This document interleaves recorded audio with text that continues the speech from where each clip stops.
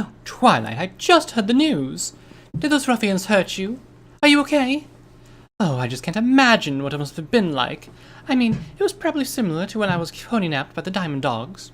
Still, that's just not the same thing as getting taken by other ponies, and I, for one... Rarity! Twilight half shouted. She was sitting at the library's main table and looking as if she was been reading when Rarity chose to barge in. Spike was in the main room of the library as well, working to organize and clean the shelves. He hung back from the ladder as he was standing on, and wore a smitten look as he waved a claw. Hi, Rarity. Good day, Spike, she said before turning her attention back to Twilight. Now, what was it you wanted to say, dear? First, I wanted to tell you to relax, Twilight reassured her. I'm fine. Fine? Rarity echoed dramatically. How can you be fine? After such a harrowing ordeal, you must be positively petrified. And I heard they had tied you up. Oh, you must be in such horrible rope burns. Twilight winced and looked down at her hooves. I'll admit, it does hurt a little where they had me tied up. But Nurse Redheart already took a look. It's just some minor irritation that'll go away by tomorrow. So, Rarity, believe me when I say I'm fine. Are you sure? I'm sure, Twilight repeated, though her voice betrayed her minor annoyance. I appreciate your concern, but every pony has already been here to check on me. Every pony? Even Fluttershy? She was the first, actually.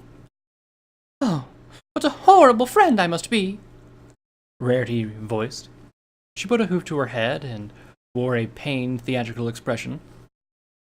Being the last to arrive to check on you, I would have come earlier, but I was working in my shop all day. I just only wanted to step out to get late lunch when Rainbow Dash found me and told me everything, and I rushed right over. Rarity, it's okay.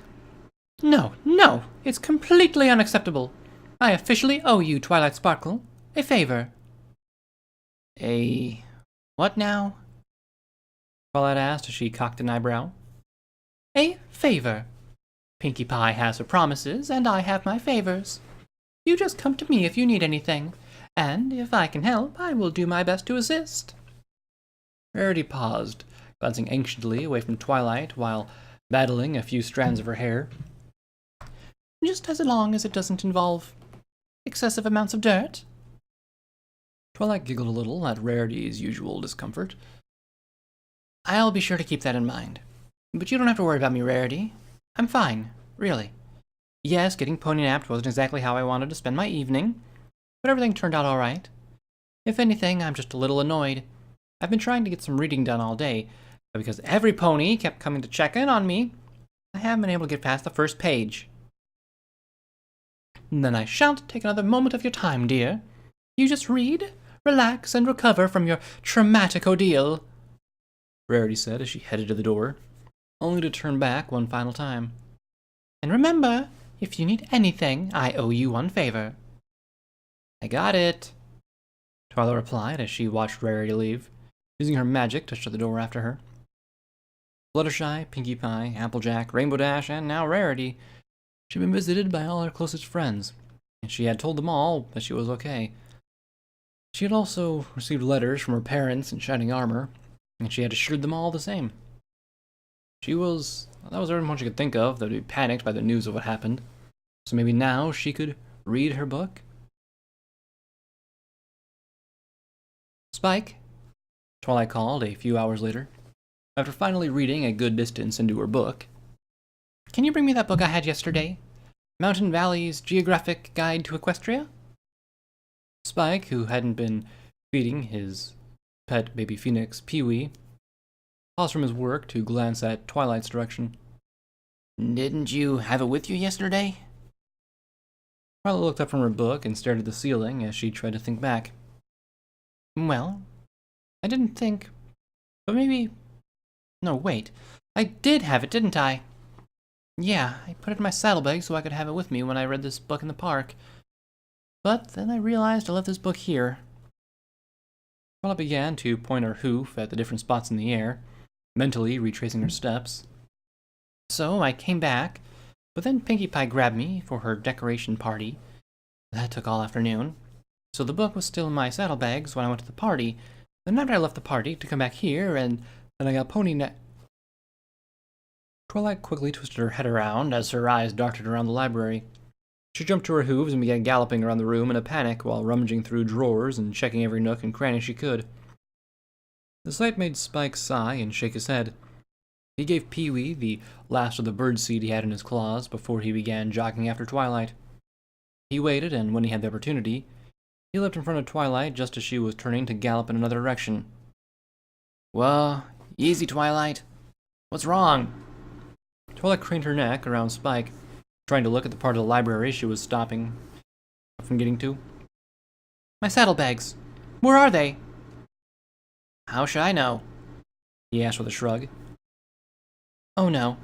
No, no, no, no, no, no, no," Twilight rattled off as she shook her head from side to side. "I had my saddlebags with me when I was pony napped.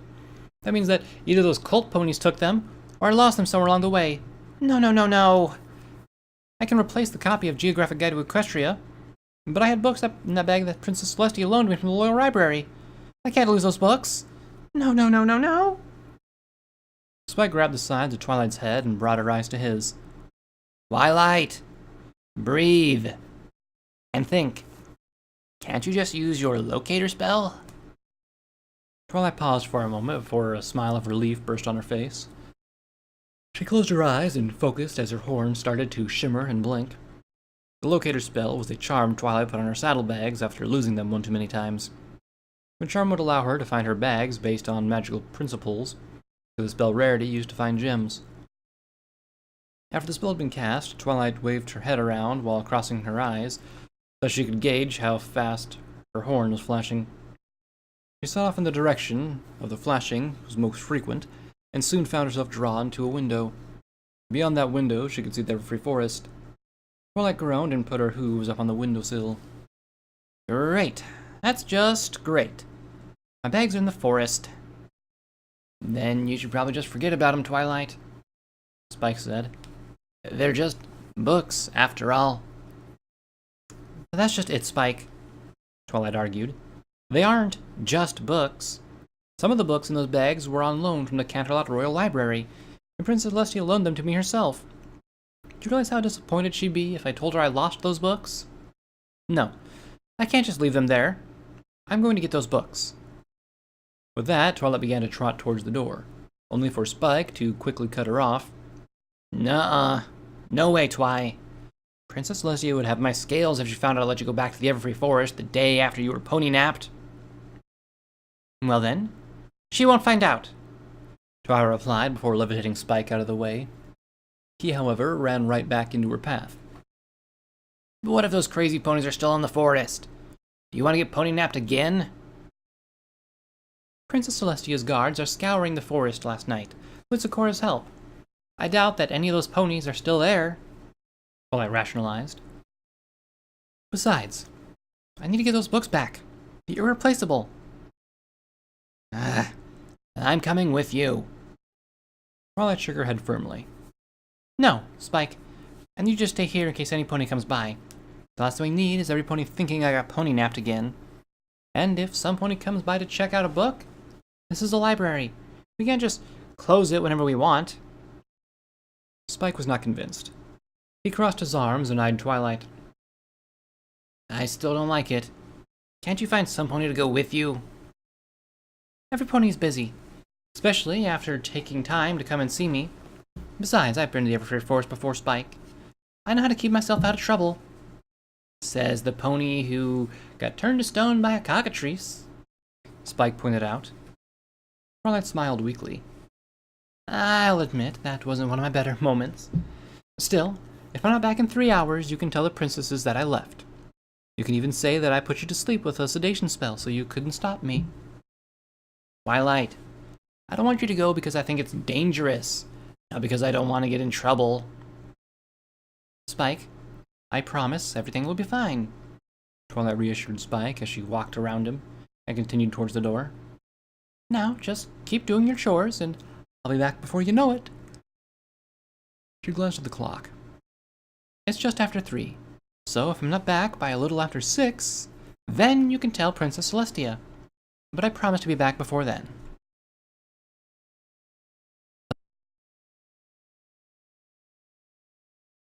Twilight swallowed nervously, stepping slowly through the forest as she kept her head down, following the light of her blinking horn.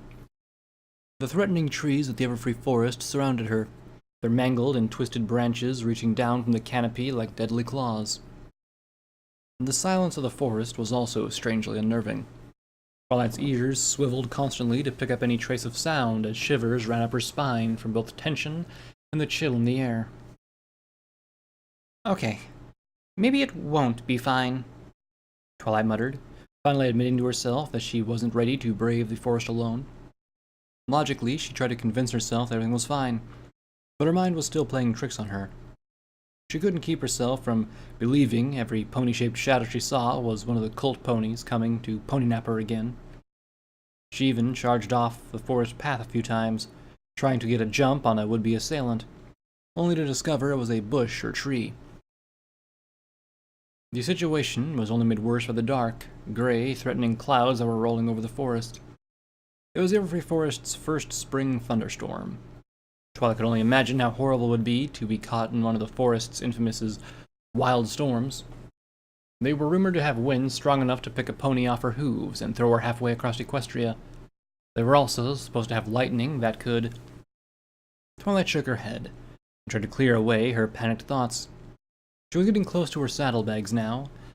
The rate at which her horn was flashing was a sure indicator of that.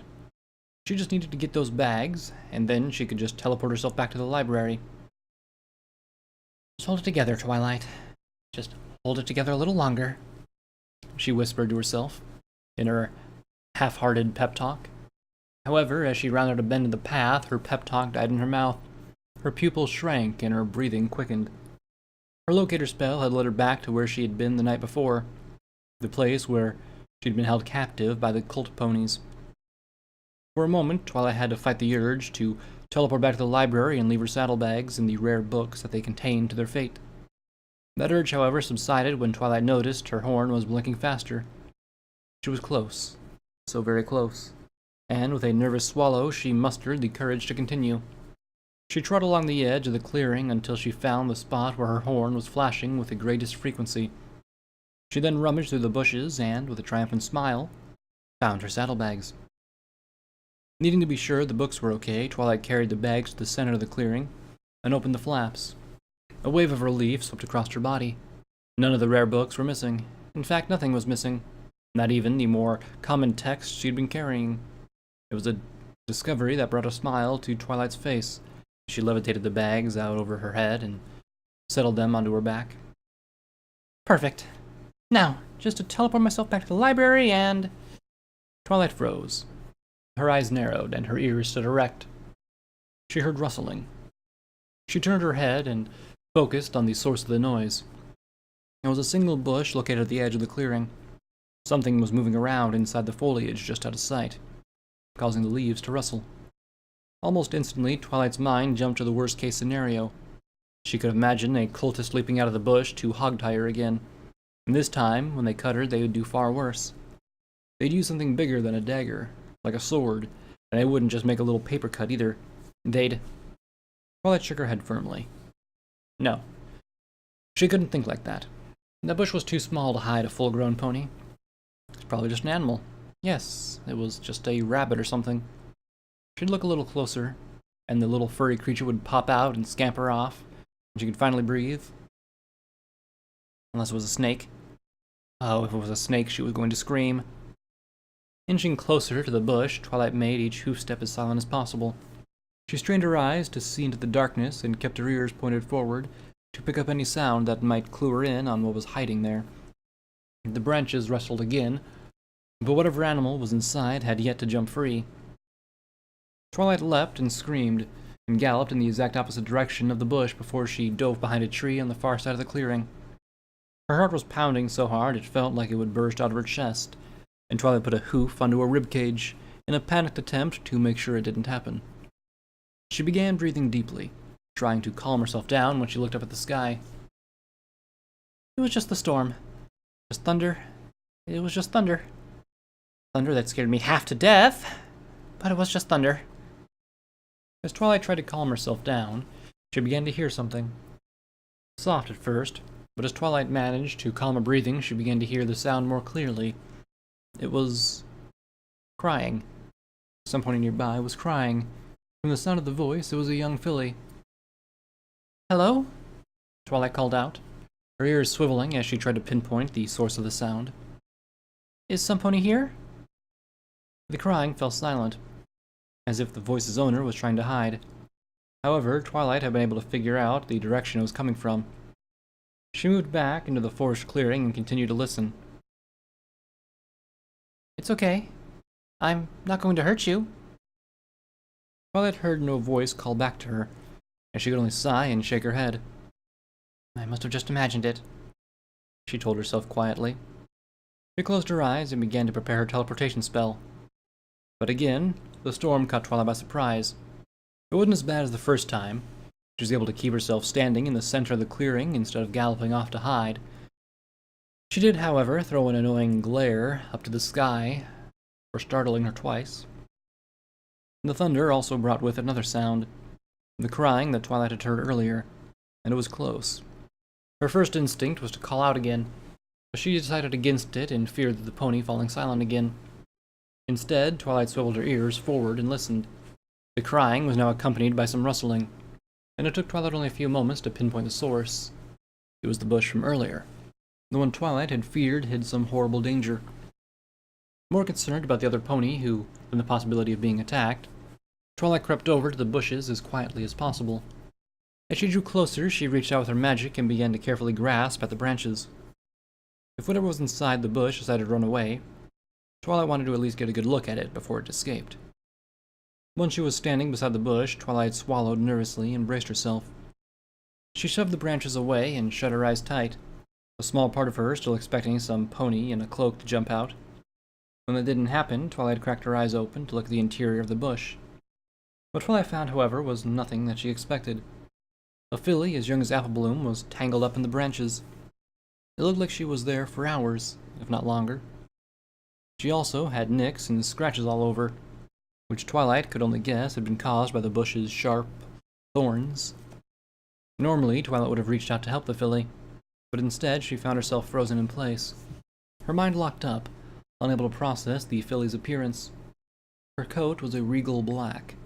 She possessed a long, rich purple mane that was currently tangled in the bush's thorny branches. And lastly, the filly had not only a pair of Pegasus wings, but a unicorn horn, making her an alicorn.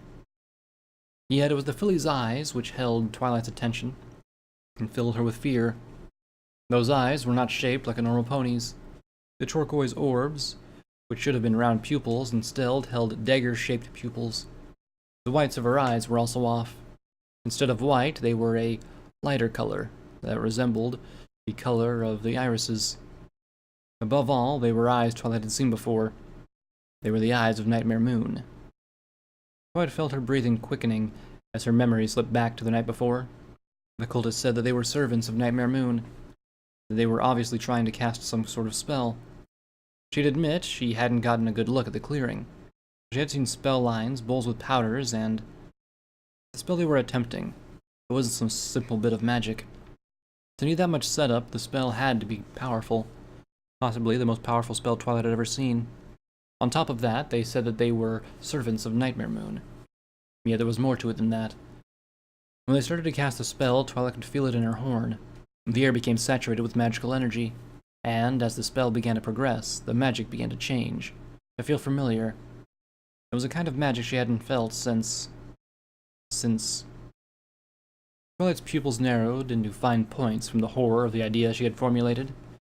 What if the spell cast was supposed to bring back Nightmare Moon? And what if it worked? It was insane.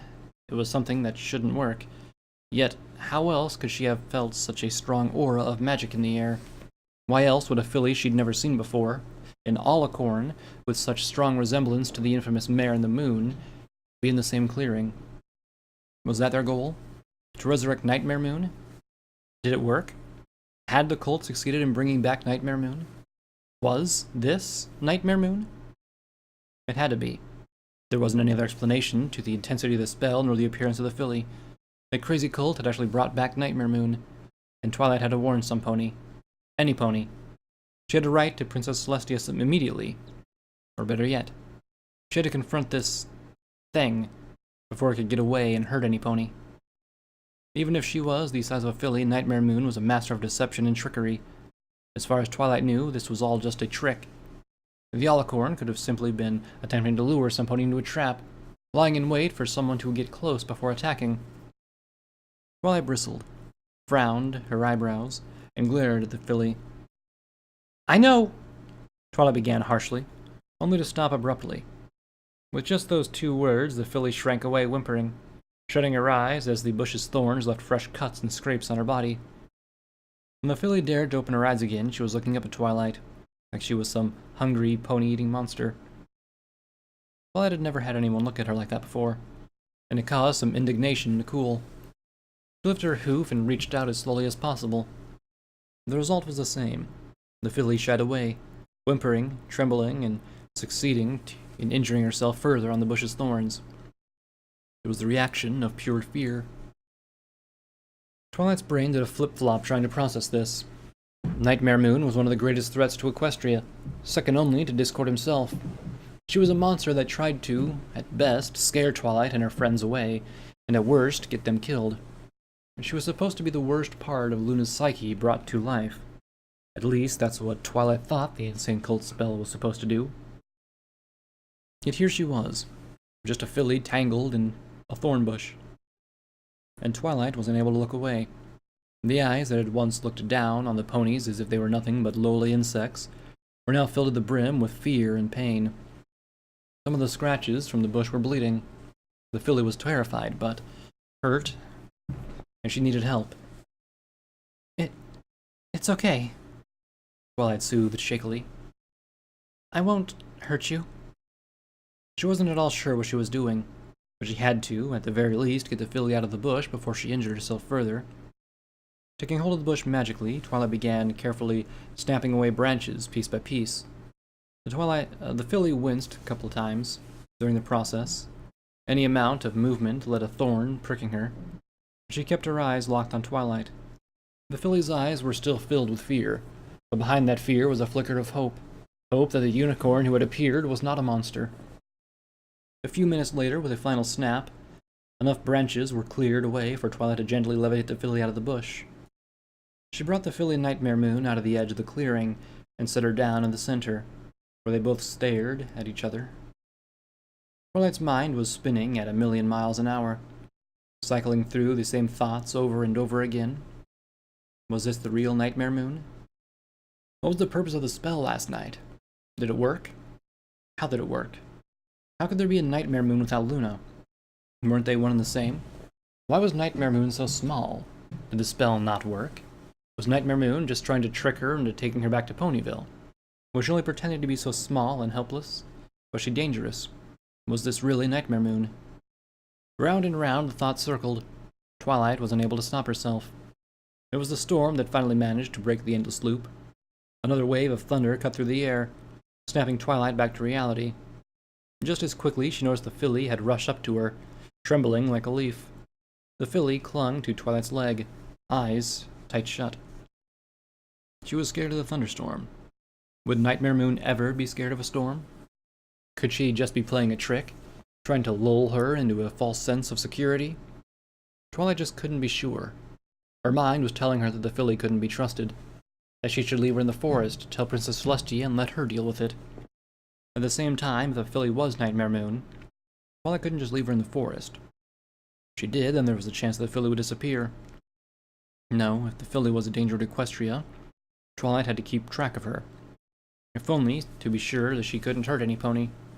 That, and Twilight couldn't deny it didn't feel right to leave anyone alone in the dangerous forest, even a pony that was arguably an enemy. Would you like to come back with me to Ponyville?" she asked, unable to think of a better way to try and ask the filly to come along willingly. The little pony remained silent, But her eyes spoke her reply even before her head did. She nodded shakily and clung even closer to Twilight, looking upon her like she was the grand savior from a storybook. Twilight might have smiled at this, if it weren't for the raindrops that were starting to fall on her head. "Oh, great," Twilight muttered, flinching a bit as the rain started to worsen. With the storm coming quickly, Twilight did the only thing she could think of. She picked up the filly and nestled her between her saddlebags. Twilight then turned her magic above her, projecting a transparent barrier in the time to shield her from the rain. Twilight then took a deep breath and tried to cast her teleportation spell, but she couldn't get it to work. To teleport herself and others, Twilight used not only her magic, but also the magic that occurred naturally in Equestria. Yet no matter how hard she tried, she couldn't draw on enough magic to form around her and the filly. The air had been leached dry of all magic, even though the evening before it had been oversaturated with magical energy. Finally, Twilight was forced to give up. If she strained herself any further, she wouldn't have enough magic to power the barrier spell separating her and the filly from the rainstorm, and nor enough energy to walk back to the library. With a sigh, Twilight began to walk. She could only pray that she get back before Spike panicked and sent a letter. Spike anxiously finished writing the letter to the princess and glanced at the clock to see it tick to the next minute. Twilight had been gone for 2 hours and 59 minutes. That left her with 1 minute, just 1 minute, to get back to the library before he sent the letter to Princess Celestia. Spike watched the clock anxiously before he dared to glance out the window at the raging thunderstorm. Dash had come by the library earlier to warn that the weather team was letting a storm from the Everfree Forest roll over Ponyville. The storm wasn't scheduled, but the weather team had decided to let it pass over to save themselves the trouble of preparing another just 2 days later. It made sense, but the storm was still pretty nasty. Thunder, lightning, wind, and pounding rain all came together at once. And Twilight was out in that weather, possibly hurt or even pony-napped. Spike glanced at the clock again, and watched as the minute changed. It was official. It had been 3 hours, and Twilight hadn't returned. Spike began to breathe in, the message to Celestia mere moments from being magically sent to Canterlot, when the library door suddenly swung open. "Spike! Don't you dare breathe out!" Twilight yelled, pointing a commanding hoof at him. She was covered in mud and grime to her neck. Little leaves and sticks were cut in her mane, and a tired expression was on her face. Still, Spike couldn't help but smile. He tossed the letter aside and ran up to Twilight. "Where were you?" Spike asked in a combination of worry and relief. He would have hugged her, but he'd noticed how muddy she was. "In the Everfree Forest, like I told you. It just took a little longer to find my bags than I expected. Then I had to walk back in the storm," she said. She did her best to wipe her hooves clean on the welcome mat before stepping inside. "Why didn't you teleport back? Or did something happen? Are you okay?" "Yes, I'm fine," Twilight reassured him. "There was just something wrong in the forest. I couldn't get a strong enough magical charge to teleport. It was almost like all the magic had been sucked out of the air. I'll be fine. I just need a bath and some dinner." "Well then, you go straight upstairs and take a bath," Spike lectured her. "I'll make dinner. How about some soup and sandwiches?" "Can you make it celery soup and daffodil sandwiches?" Twilight asked, as she levitated books from her saddlebags and placed them in Spike's waiting arms. "Of course. 1 order of celery soup and daffodil sandwiches coming right up. After I get these books put back away," Spike said. He then turned and began to quickly put the tomes away as Twilight had retrieved them back from their places. While he did that, Twilight headed to the second floor of the library. She crossed the bedroom and entered the bathroom. It was small and cozy, with a bathtub and doubled as a shower, and all the basic amenities. Nothing fancy, but it got the job done. Twilight shut and locked the door before breathing a sigh of relief and looking over her shoulder. Still laying on her back, nestled between her saddlebags, was the filly Nightmare Moon. She had curled up and fallen asleep halfway to the library. Thankfully, Spike hadn't noticed the breathing black mass that was partially hidden by Twilight's mane and saddlebags. For the moment, Twilight let the filly sleep while she turned on the bathtub faucets. The tub began to fill, and as it did, Twilight opened the medicine cabinet to gather some first aid supplies. While most of the injuries the filly had were from the thorny brush, or tiny, There were a couple that she wanted to bandage. Twilight waited until the tub was almost full before shutting off the faucet. The perfectly warm water gently steamed up the cool bathroom air, and a shiver of relief crawled down her body just from sinking her hoof into the water. Still, Twilight couldn't jump in until the filly was off her back and she had taken off her saddlebags. Looking down at the filly, Twilight bent her head close and gave her a nudge. It took a few times, but the little pony began to wake. She lifted her head off Twilight's back and took in her surroundings before looking back at Twilight, who offered a gentle smile. "Don't worry. You're safe here. This is where I live, and you won't have to worry about the storm or anything else here," Twilight assured her. "Still, I need to clean up. Would you mind getting off my back while I take a quick bath?" The filly shook her head once before very carefully and cautiously getting to her hooves and jumping off Twilight's back.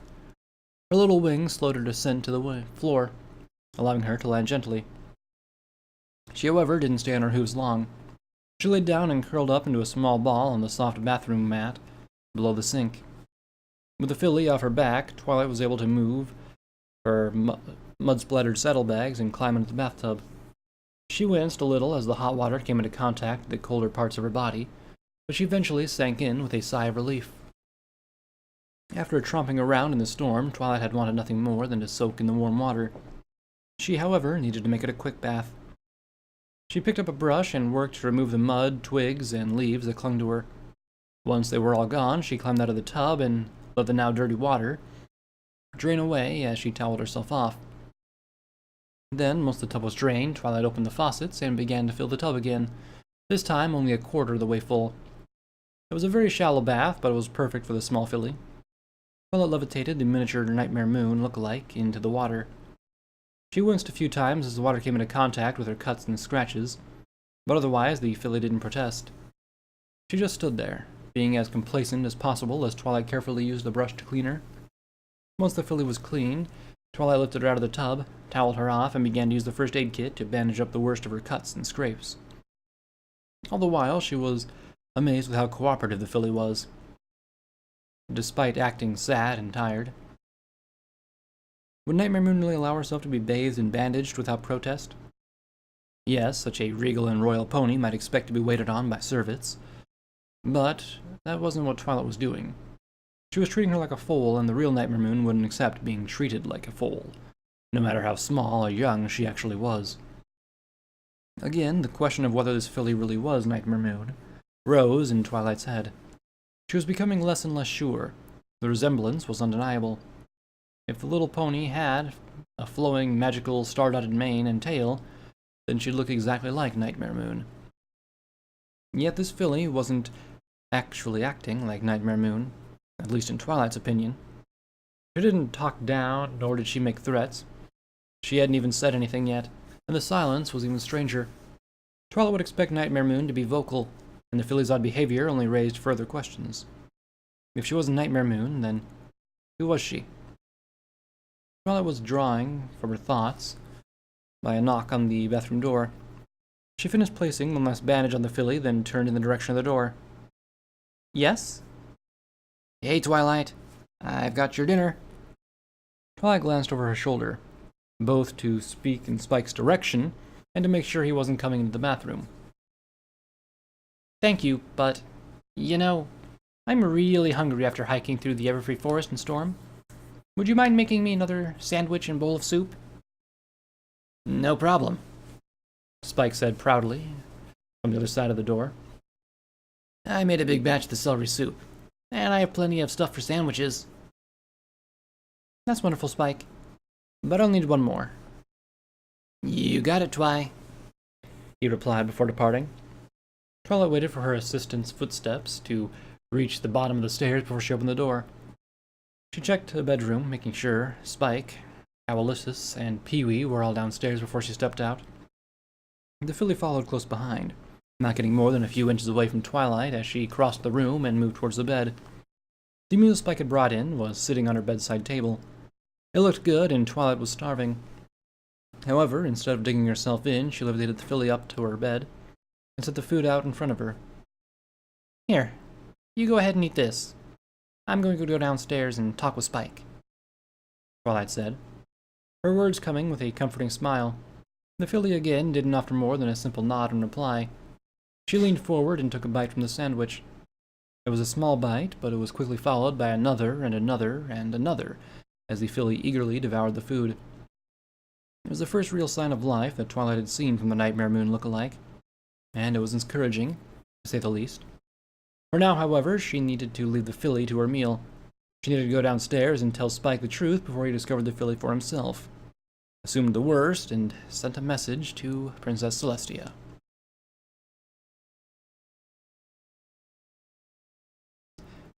It had taken a couple of hours to convince Spike not to write to Princess Celestia and tell her about the filly. He, like Twilight, at first assumed that she was Nightmare Moon reborn and that the princess had to be told.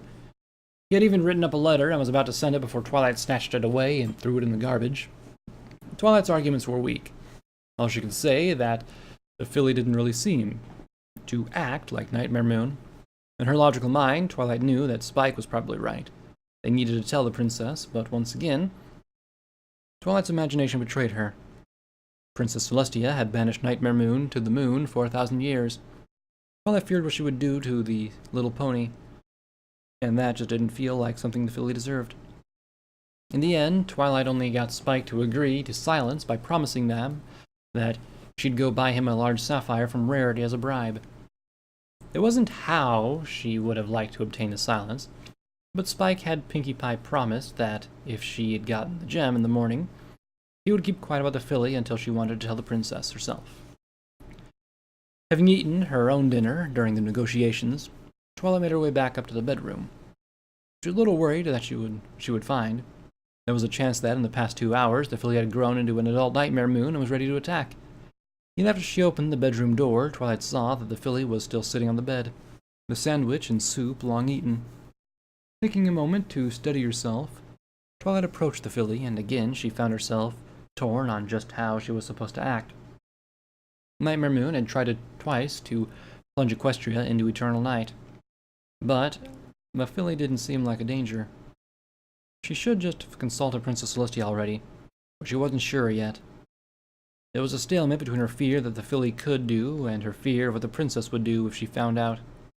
She wasn't convinced enough to tell the princess, but she couldn't let her guard down either. If she did, there would be a chance that the filly would show her true colors, transform the Nightmare Moon and attack. It was better to be safe than sorry, and Twilight chose to keep her guard up. She'd watch and be ready to bolt out of the room should things become dangerous.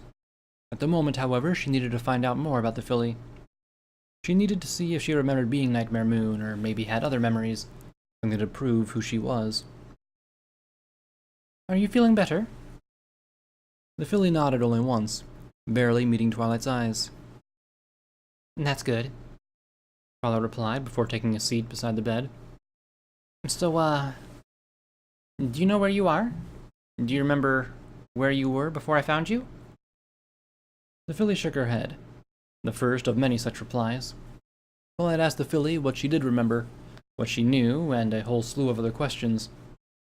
Yet, while there were a few nods here and there, most of Twilight's questions were met with a shake of the filly's head, and each shake seemed to cause the filly's eyes to tear up a little bit more. The breaking point came when Twilight asked the filly if she remembered her name, which caused her to break down and cry. It wasn't wailing or outright sobbing, but a quiet cry where she sniffled as tears poured down her cheeks. It was a sight that helped Twilight understand why the little pony had been so quiet and subdued.